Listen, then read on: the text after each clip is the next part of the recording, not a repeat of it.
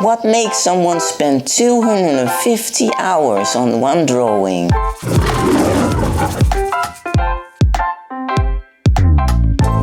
Hi, I'm Casey. People also know me by my artist name Remrov, which is my last name spelled backward. I'm an autistic pencil artist, and today I'll be talking about the biggest lion drawing I ever made.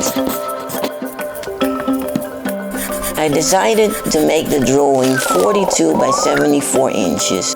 I wanted to make it that big because I just love to challenge myself.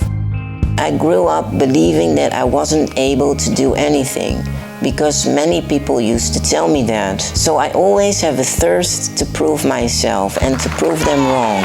I'm a huge animal lover.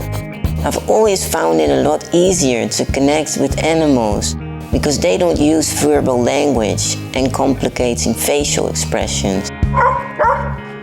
I'm very passionate about drawing lions because they're so beautiful and majestic. I always start with drawing the eyes because the eyes are a very important part of any living being. If you don't get the eyes right, the drawing will be ruined. Being autistic both helped me and challenged me when I started drawing. I have a childlike enthusiasm and I can get super excited, which helps me to immediately start working and wanting to make a lot of progress. But I'm also very detail-oriented, which is not a bad thing, but I put a lot of time and effort into drawing small details.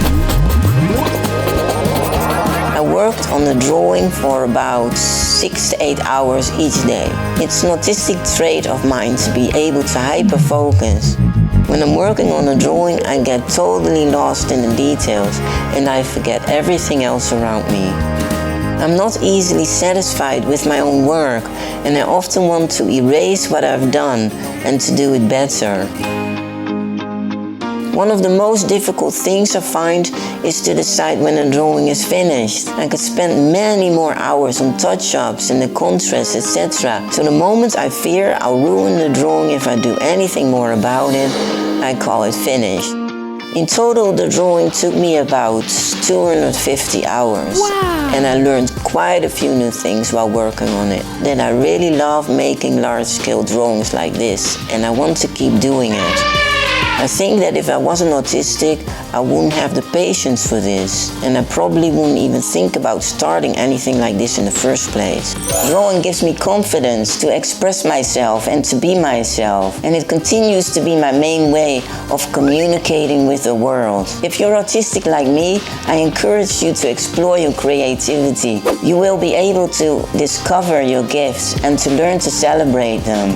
Don't be afraid to express yourself to the world.